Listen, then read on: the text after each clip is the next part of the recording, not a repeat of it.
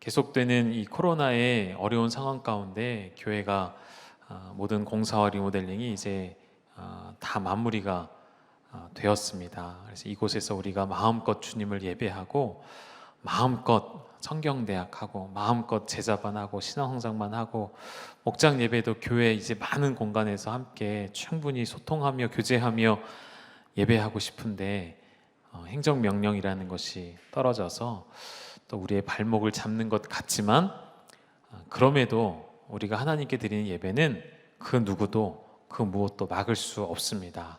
더 하나님 앞에 전심으로 예배하는 우리 교회가 되기를 간절히 소망합니다.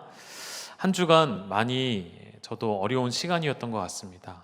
서울시장의 사건으로부터 시작돼서 그 전부터 있었던 이제 차별금지법이 발의가 되고 또 교회를 향한 이러한 불공정할 수 있죠. 충분히 불공정하다 말할 수 있는 오히려 차별금지법을 발의하는 중에 이러한 이제 또 한 곳에는 역차별이라 이야기하죠.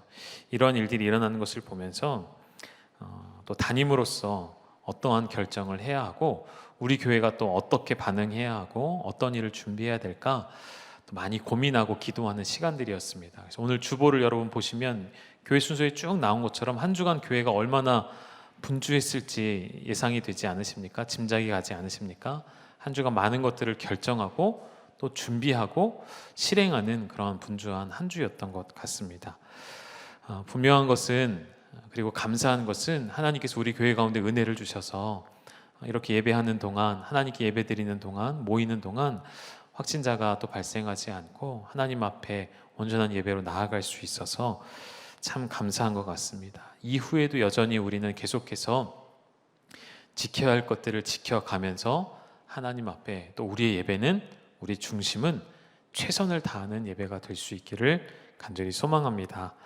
정부에서 이런 결정을 내렸습니다. 정규 예배 외에는 다른 모임은 안 된다. 식사도 안 된다. 이렇게 결정이 되었거든요. 이런 결정을 향한 우리의 마음과 행동은 어떠해야 될까요? 이 일에 대하여서 각자 다른 생각들이 있을 수 있겠지만 가장 중요한 것, 이런 어려운 일들이 찾아올 때마다 우리가 다시 생각해야 하는 본질, 교회의 본질, 예배의 본질, 그리고 이러한 일을 허락하신 하나님의 선하신 뜻이 무엇인지를 우리는 계속 묻고 계속 하나님께 구해야 합니다. 한 주간 동안 그렇게 묻고 기도하는 가운데 여전히 하나님께서 우리에게 저에게 말씀하시는 것은 지금 가장 중요한 것은 정부가 종교의 자유를 침해한다, 교회 탄압이다 이렇게 우리가 목소리를 내는 것도 필요하겠지만 정말 하나님이 원하시는 것은 교회의 갱신과 회복을 원한다는 그러한 마음이었습니다. 원래 우리나라 헌법은 정교회 분리입니다. 정치와 종교는 분리되어서 서로 간섭할 수가 없죠. 종교의 자유도 보장이 되어 있는 헌법을 우리는 가지고 있기 때문에 코로나라 할지라도 예배를 방해할 수는 없는 것입니다. 가장 이상적인 것은 교회를 비롯한 이렇게 단체로 모이게 되는 교회 외에도 어떠한 모임이든지 스스로 조심하고 스스로 방역수칙을 잘 지켜나가는 것이 가장 이상적인 모습이겠죠. 공권력으로 막을 수 없는 것이 예배라는 것이죠. 예배는 막는다고 해서 드려지지 않는 것이 아니죠. 짧게는 2000년의 역사가 그것을 증거하고 있습니다. 교회는 짓밟히면 짓밟힐수록 더 성장하는 것이 교회입니다. 막혀지면 막혀질수록 더 뜨거워지는 것이 저는 예배라고 확신합니다. 우리의 환경이 우리를 점점 더 예배하기 불편하게 만들고 모이기 어렵게 만들면 만들수록 우리가 가져야 할 마음의 중심은 이 일을 통해 다시 한번 나의 영성을 돌아보고 나와 하나님과의 관계를 점검하고 성도 한 사람 한 사람의 갱신과 회복이 일어나지 않으면 안 되는 때라는 것을 여러분 명심하시고 기억하시고 공동체뿐만 아니라 여러분 개인의 신앙에 있어서 하나님 앞에 성실함으로 그리고 신실함으로 서 있기를 주님의 이름으로 부탁을 드립니다. 인터넷에서 이런 사진을 한 장 제가 봤습니다. 인터넷에서 이런 사진을 봤습니다. 한 청년이 피켓을 들고 서 있죠. 미안합니다. 뭐가 미안하다는 걸까요? 교회의 잘못된 모습이 여러분에게 예수님을 오해하게 만들었습니다. 이런 마음가짐이 오늘 우리에게 필요하다고 생각이 되어집니다. 교회가 예수님을 증거하는 축복의 통로가 되어야 하는데 그런 역할을 하지 못했죠. 교회가 오히려 예수님을 세상으로부터 배척당하게 만들었습니다. 이 일을 누가 했다고요? 교회, 즉 저와 여러분이 이 일을 만든 것이죠. 이런 상황 가운데 정규 예배 외에 다른 것을 하지 말라 하는 행정명령 앞에 말씀드린 것처럼 한편으로는 우리의 목소리를 낼 필요가 있습니다. 청와대의 게시판에 우리가 동의하는 이런 일들이 불공정하다는 그런 동의를 목소리를 낼 필요도 있습니다. 더욱 공정한 판단이 서도록. 그러나 더 먼저는 우리가 예배에 집중하고 작게는 좁은 의미에서는 사역자들은 말씀과 기도에 더 집중하고 성도님들은 역시 공예배와 개인의 경건 생활에 더 힘쓰셔야 할 때라는 것이죠. 누군가는 이야기합니다. 이러한 때에 왜 액션을 취하지 않고 기도만 하고 앉아 있습니까? 왜 그대로 당하고만 있습니까? 라고도 말하는 분들이 있습니다. 그러나 그렇지 않습니다. 여러분, 기도는 우리가 할 수 있는 첫 번째 일이자 그리고 최선의 일인 것입니다. 가장 적극적인 수단이 바로 기도입니다. 저는 그렇게 믿습니다. 기도는 모든 것을 바꿀 수 있는 하나님의 능력을 가져오는 통로이기 때문에 이러한 상황 가운데 우리가 가장 먼저 해야 하는 것이 기도를 쉬지 않는 것이죠. 여러분, 다시 부탁을 드리는 것은 개인적인 기도 시간 여러분 얼마든지 또 지켜내고 또 하고 있으시리라 저는 믿습니다. 여러분의 개인의 골방에 들어가셔서 하루에 1시간이고 2시간이고 기도하고 있을 것이라고 저는 여러분을 믿습니다. 믿는다고요. 기도하고 계시죠? 그 기도뿐만이 아니라 여러분 새벽에 기도로 힘을 모으셔야 합니다. 이제 한 주간 공사로 인하여서 비전으로서 예배 드렸다가 이제 다시 본당으로 와서 예배 드릴 것인데 이곳에는 우리 믿음의 선배들로부터 해서 오랜 시간 동안의 기도가 이곳에 쌓여 있는 곳이죠. 주중에도 많은 분들이 이곳에 나와 기도하는 모습들을 제가 보았습니다. 그래서 공사 중이었기 때문에 음악이 꺼져 있어서 기도하는 분들이 계신 걸 제가 보고 얼른 와서 뒤에서 음악도 틀어드리고 했었는데 이곳에 수시로 나와 기도하시고 무엇보다 새벽 예배에 이곳에 나와서 함께 힘을 모아 부르짖었으면 좋겠습니다. 우리 하나님은 이렇게 말씀하시거든요. 나의 백성이 겸비하여 스스로 낮추고 기도하여 내 얼굴을 구하면, 내 얼굴을 찾으면 하나님 뭐라고 말씀하셨을까요? 내가 하늘에서 듣고 너희의 죄를 사하고 너희의 땅을 무엇인다 말씀하셨죠? 고칠지라 약속하셨습니다. 말씀하셨습니다. 여러분, 오늘 우리의 이 땅이, 이 나라가 고침받아야 하지 않습니까? 이 나라의 무너진 영역들이 회복되어져야 하지 않습니까? 그 일을 하나님이 나의 백성이 나의 얼굴을 찾으면 그렇게 하시리라 말씀하셨습니다. 여호와의 얼굴을 찾는 것이 무엇입니까? 기도하는 것이죠. 이 자리에 나와 엎드리는 것이죠. 기도하는 우리 열방의 모든 성도님들 되시기를 주님의 이름으로 축원합니다. 아멘 소리가 이렇게 작으십니까? 축원합니다. 네, 아멘 하신 분들은 새벽에 뵙도록 하겠습니다. 우리 교회뿐만이 아니라 모든 교회의 모델이 되는 초대교회, 그리고 지금 오늘 우리가 예루살렘 교회를 보게 되는데 사도행전에 나타난 이 교회 역시도 은혜가 넘치기도 했지만 한편으로는 어려움들이 있었죠. 근데 어떤 것이 은혜가 되었냐면, 먼저 우리가 살펴보면 6장 1절을 우리 같이 읽겠습니다. 시작. 그때 제자가 더 많아졌는데 헬라파 유대인들이 자기의 과부들이 매일의 구제에 빠짐으로 히브리파 사람을 원망하니. 일단 오늘 상황을 보니까 어떤 일이 일어났냐면 헬라파 유대인들과 히브리파 유대인들의 갈등이 있었다라고 이야기하죠. 그런데 그 앞에 보시면 그때에 제자가 더 많아졌는데 라고 성경이 시작을 하고 있습니다. 제자가 더 많아진 감사한 일이 있었고, 그럼 그때가 언제인가를 우리가 보게 되면 바로 앞구절 5장 42절을 보시면 날마다 성전에 있든지 집에 있든지 뭘 했다고 되어 있죠? 예수는 그리스도라고 가르치고 전도하기를 그치지 않고 있던 그때에 제자들이 많아지는 그런 부흥을 경험한 초대교회의 모습입니다. 그리고 한 구절 더 보시면 그 바로 앞구절 5장 41절을 보시면 이 구절을 우리 같이 읽으실까요? 시작. 사도들은 그 이름을 위하여 능욕받는 일에 합당한 자로 여기심을 기뻐하면서 공회 앞을 떠나니라. 제자가 더 많아졌던 그때가 언제라고요? 첫 번째는 사도들이 고난을 당하는 중에도, 박해를 당하는 중에도 성전에 있든지 집에 있든지 어디서나 기회가 닿는 대로 예수는 그리스도라고 가르치던 그때에, 또 한 번은 언제라고요?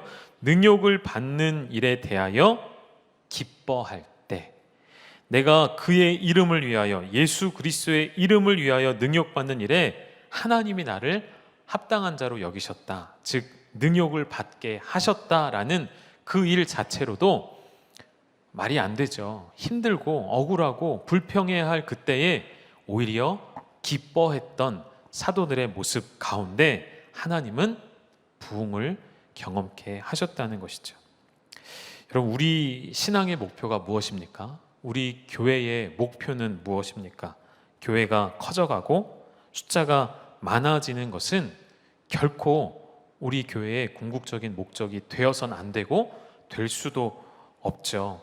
오늘 이 말씀을 통해 우리가 가져야 할 신앙의 가장 중요한 것, 우리가 목표로 삼아야 하는 것은 이 말씀처럼 능욕이 찾아올 때에, 고난이 찾아올 때에, 나에게 어려움이 찾아올 때에, 환난과 핍박이 찾아올 때에 그 일에 주님께서 나를 합당한 자로 여기심을 인하여 어떻게 하시라고요?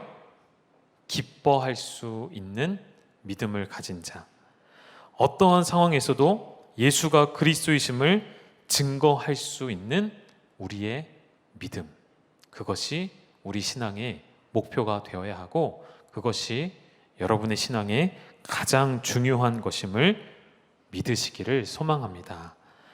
그냥 우리가 이 자리에 앉아서 아멘으로 끝나지 않고 정말 여러분이 그러한 삶을 살기로 작정하셨으면 좋겠습니다. 여러분, 이 코로나가 터지면서 어떠한 예배나 어떠한 모임에만 어려움이 찾아온 것이 아니라 밖으로는 전도하는 일도 어려워졌죠. 교회가 욕을 먹고 있는데 어떻게 교회에 오라고 이야기를 할 수가 있겠습니까? 그런데 오히려 저는 지난 주 중에 두 가지의 도전을 받는 두 가지 일을 제가 경험하게 됐습니다. 한 가지는 우리 전도 대상자 명단 있죠. 그 명단이 이제 정리가 되어서 600 몇십 명의 인원을 우리가 작정을 했는데, 그 중에 이제 저희 아들의 친구의 엄마를 이렇게 적어 놨거든요. 여러분, 우리가 새벽마다 그 이름들을 부르짖으면서 기도하잖아요. 그 이름들을 우리가 한 명 한 명 이름을 소리내어서 읽으면서 기도하잖아요. 그 기도가 결코 헛되지 않다는 것을 지난주에 느꼈어요. 그 어머니와 저희 아내가 이렇게 대화를 나눴는데, 학교 앞에서 하교하면서 이제 잠깐 만나서 이야기를 나눴는데, 저희 아들이 교회 다닌다는 것을 알고 있어서 어떤 얘기를 나누다가 그 엄마가 먼저 어떤 말을 했냐면, 저도 교회 한번 가보고 싶어요 라는 말을 먼저 꺼냈어요. 이러한 시국에, 이러한 시기에 우리는 안 된다고 생각하잖아요. 이런 시기에 전도하는 것이 될까라고 생각하지만 하나님은 이미 그 일을 준비하고 이루어 가신다는 것이죠. 홈플러스 건너편에서 또 한번 제가 아내가 뭘 좀 사오라고 시켜서 갔다 오다가 누군가가 주는 종이를 이제 저도 모르게 받게 됐습니다. 보니까 다른 교회 주보하고 전도지더라고요. 그 전도지를 받으면서 제가 처음에는 사실은 이런 생각이 들었어요. 이 시국에 이러한 때에 이렇게 하다가 오히려 더 욕먹을 수도 있을 것 같은데 라는 생각이 들다가 횡단보도를 건너면서 이내 생각이 바뀌어지면서 많이 부끄럽더라고요. 사도행전을 계속 또 우리가 보고 있는 중에 생각이 나더라고요. 사도들은 능욕을 당하고 붙잡힘을 당하고 손가락질을 당하고 매질을 당하면 그럴수록 더욱 그들은 예수 그리스도를 증거하였는데 우리는 나는 교회가 손가락질을 당하고 교회가 비난을 받는다고 하여서 얼마나 움츠러들어 있는가 이런 생각을 좀 해보게 되었습니다. 사랑하는 여러분, 우리가 이럴 때를 경험할수록 우리는 더욱 능욕에 합당한 자로 여기심을 기뻐하고 때를 얻든지 못 얻든지 담대하게 예수가 그리스도이심을 전파할 수 있는, 증거할 수 있는 믿음의 사람, 또 하나님 기뻐하시는 교회 되기를 주님의 이름으로 축복합니다. 초대교회에 이러한 부흥의 일들이 있었고 박해 가운데에서도 제자가 많아지는 감사한 일이 있었고 또 한 가지 초대교회에는 어떠한 감사한 일이 있었냐면 교회 안에 얼마나 서로가 서로를 사랑하는지 사랑으로 구제하는 일들이 끊이지가 않았습니다. 이 교회들 안에 형제와 자매가 얼마나 서로를 사랑하는지 자신들이 공동체 안에 들어오면서 자신의 소유를 팔아서 가난한 자들을 위해 마음껏 내놓는 그러한 아름다운 일들이 초대교회 안에 있었죠. 그런데 이러한 일들이 사람이 점점 많아지면서 어려움을 겪기 시작했습니다. 그 내용이 오늘 6장의 내용인데 당시 예루살렘 교회 안에는 크게 두 무리가 있었다고 보시면 되겠습니다. 큰 두 그룹, 하나는 헬라파 유대인, 또 하나는 히브리파 유대인이 있었다고 보시면 되겠습니다.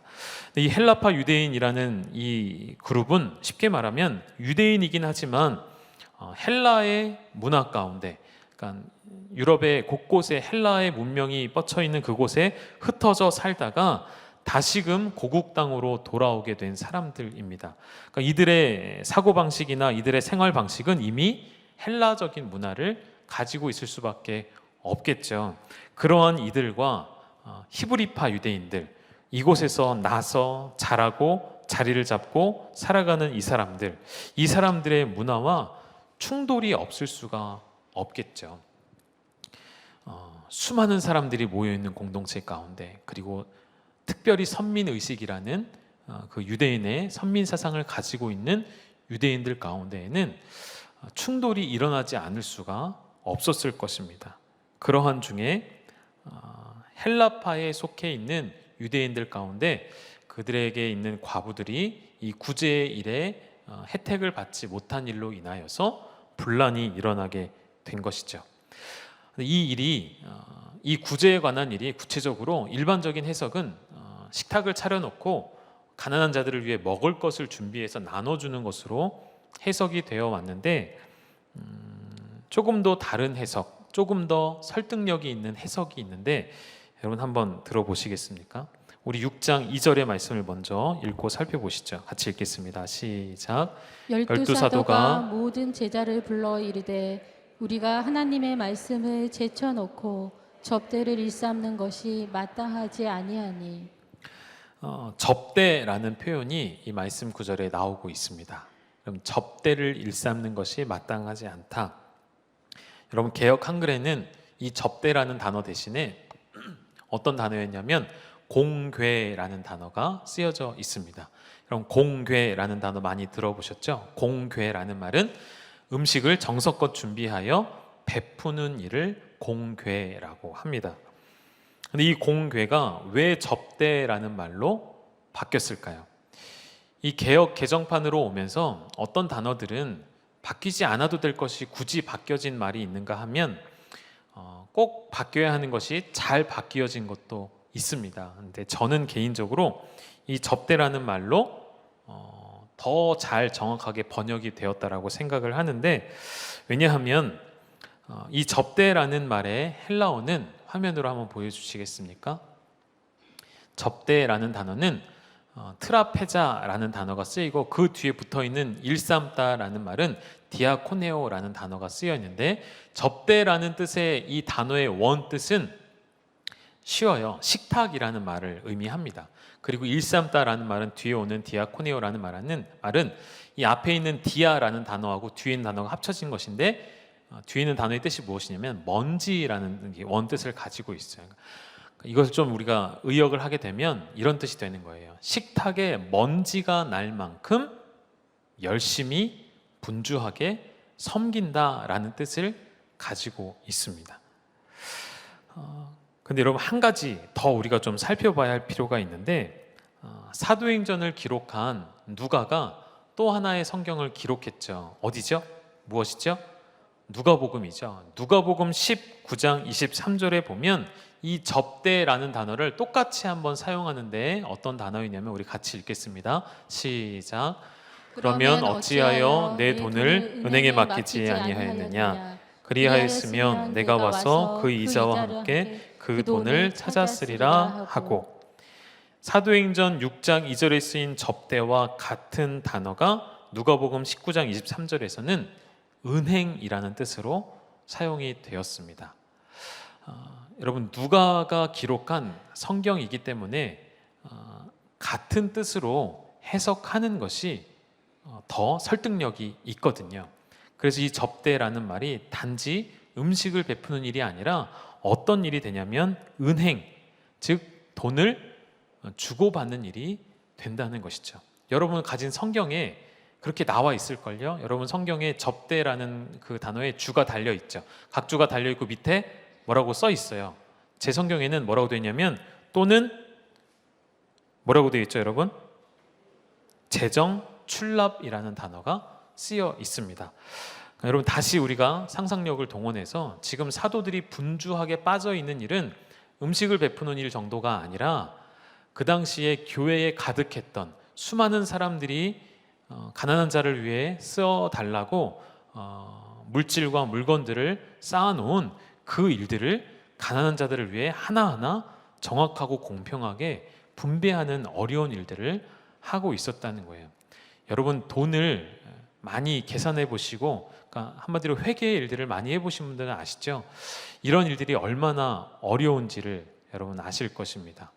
혹시 모르신다면 제가 기회를 드릴 수 있어요. 여러분, 재정위원회에 한번 들어오셔서 한 달만 개수하고 정리하고 하는 일들을 해보신다면 아마 대부분이 두 손 들고 못하겠다고 하실 거예요. 제가 이틀 전에도 우리 재정장로님과 만나서 오늘 이제 정기당회가 있잖아요. 그래서 상반기를 결산해야 됩니다, 재정을. 그래서 금요일 날 만나서 저랑 이제 꽤 오랜 시간을 말씀을 나누었는데, 정리하신 것만 해도 수십 페이지가 돼요.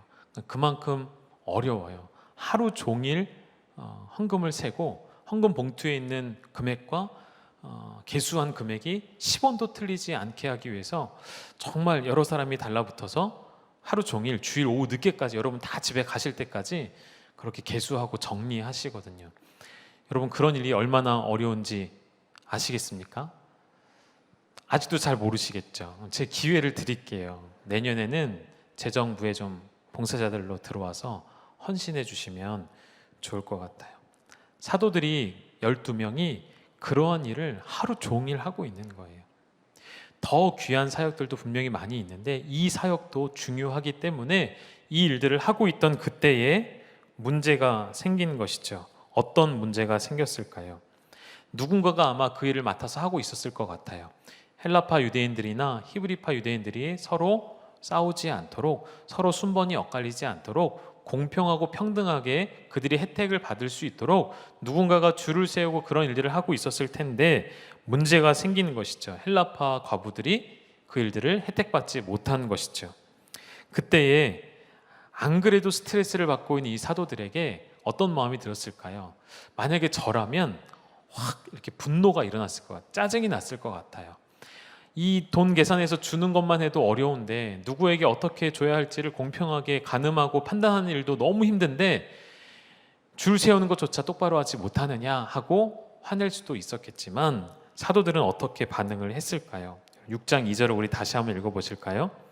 함께 읽겠습니다. 6장 2절 말씀입니다. 시작. 12사도가 모든 제자를 불러 이르되 우리가 하나님의 말씀을 제쳐놓고 접대를 일삼는 것이 마땅하지 아니하니. 사도들은 다른 곳에 원인을 두지 않았습니다. 다시 12사도가 모여서 제자들과 함께 무엇을 이야기했냐면 우리가 교회의 가장 중요한 방향성을 잃어버렸구나 라는 것을 직시하게 된 것이죠. 왜 이런 일들이 생기도록, 왜 이런 어려움이 생겼냐, 누군가를 질책하거나 혼내는 것이 아니라 그 문제가 바로 우리에게 있었구나, 나에게 있었구나 라는 사실을 고백하게 되었다는 것입니다. 6장 2절에 나온 것처럼 그 원인이 어디 있다고 본 것이죠? 우리가 하나님의 말씀을 제쳐 놓았기 때문에 이런 어려움이 생겼다라고 이야기한 것이죠. 7명의 집사를 선택하여 뽑는 것은 그것이 해결책이 아니었습니다. 진정한 해결책은 사도들이 다시 그들의 본연의 임무인 말씀과 기도로 돌아갈 때에 그 결과 어떻게 되었을까요, 여러분? 6장 우리 4절의 말씀 한번 보여주시겠습니까?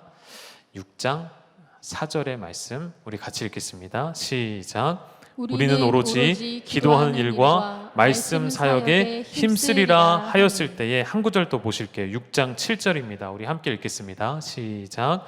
하나님의 말씀이 점점 왕성하여 예루살렘에 있는 제자의 수가 더 심히 많아지고 허다한 제사장의 무리도 이 도에 복종하니라. 다시 원위치로, 다시 본질로, 다시 기본으로 돌아갔을 때에 하나님의 말씀이 그 성읍에 왕성하여 제자의 수가 더 심히 많아졌을 뿐더러 또 어떤 일이 일어났습니까? 어떠한 기적이 일어났습니까? 허다한 제사장의 무리가 이 도에 복종하게 되었습니다. 여러분, 제사장들이 어떤 사람이었습니까? 예수를 십자가에 못 박은 사람들이었죠. 이들마저도 예수 그리스도를 증거하는 이 도 앞에 복종하게 되는 기적이 일어나게 된 것입니다. 여러분, 모든 문제의 해결은 말씀과 기도에 있음을 믿으십니까?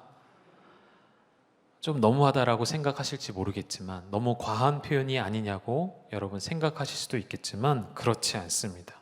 정말 모든 문제의 해결은 말씀과 기도 가운데 답을 찾을 수가 있습니다.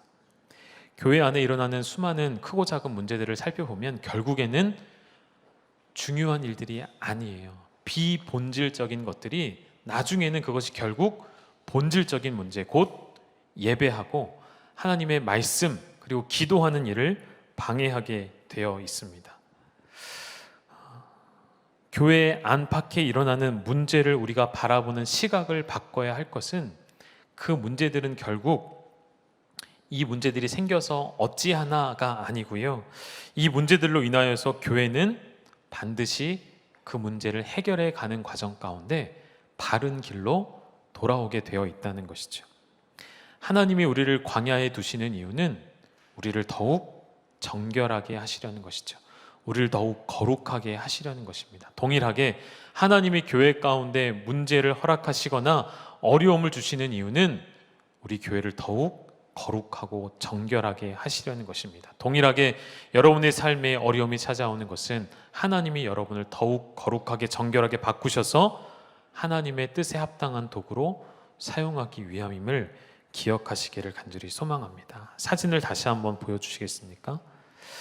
여러분, 이 사진 가운데 교회라는 말을 빼고 나라는 말을 넣어 보시겠습니까? 나의 잘못된 모습이 세상으로 하여금 예수 그리스도를 오해하게 만든 것이죠. 나의 잘못된 모습이 사람들로 하여금 교회를 배척하게 만든 것이죠.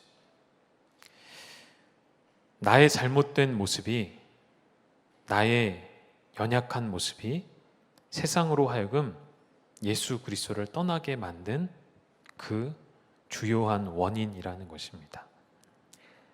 교회의 이런 행정명령이 떨어진 것, 영적인 전쟁의 시각으로 볼 때에는 사탄의 계략일 수 있죠. 그러나 우리가 더 성숙한 믿음의 눈으로 볼 때 이것은 하나님이 허락하신 이유는 무엇이라고요? 우리를 더욱 정결하게 하시어서 하나님의 뜻에 합당한 도구로 사용하시기 위함이라는 것입니다.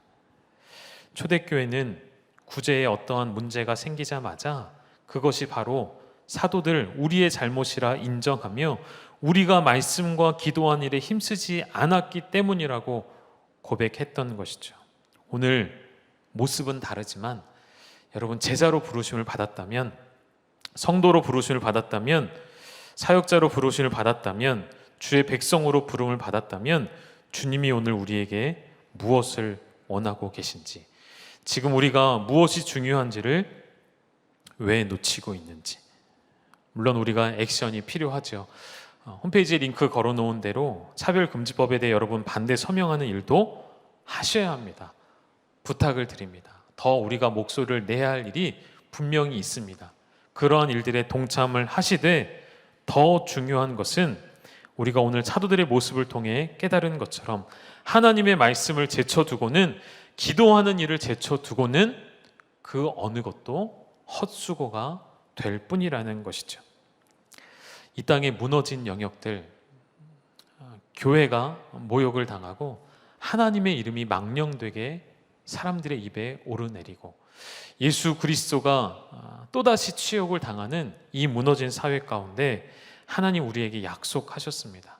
우리 역대하 7장 14절의 말씀에 보시면, 우리 말씀 우리 같이 읽고 말씀을 정리하겠습니다. 함께 읽겠습니다.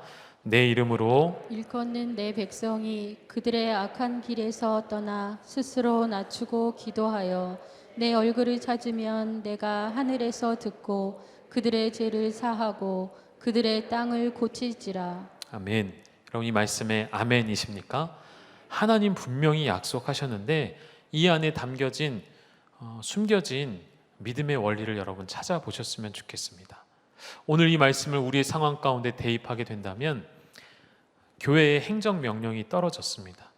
이 세상이 악한 길로 치닫고 그들은 하나님을 모르고 그들은 자신들이 하는 일이 얼마나 하나님의 영광을 가리는지 모르고 행한 일입니다.